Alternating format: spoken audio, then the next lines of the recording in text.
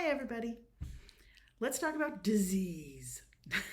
so, um, seriously, one of the biggest concerns I hear from people who are well-meaning and curious and want to take care of me, and when I say I'm a slut, is what about STIs? What do you do about that?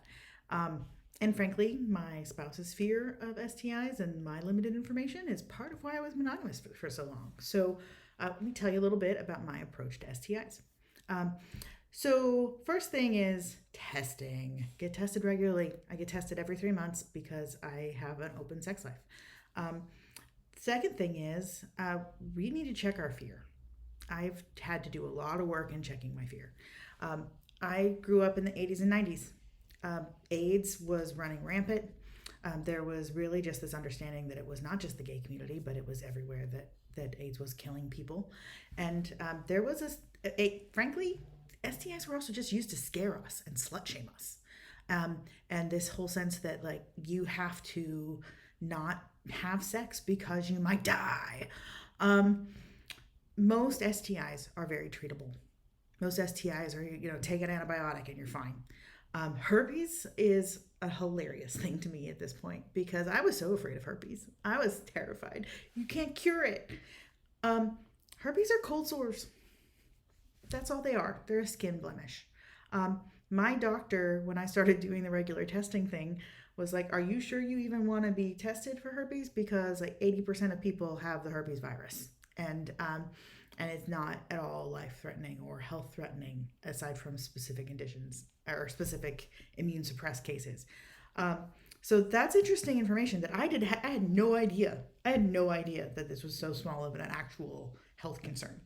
Um, Having said that, I do take STIs very seriously, especially when it comes to penetrative sex, because the risk of catching AIDS is still a thing. It's still out there.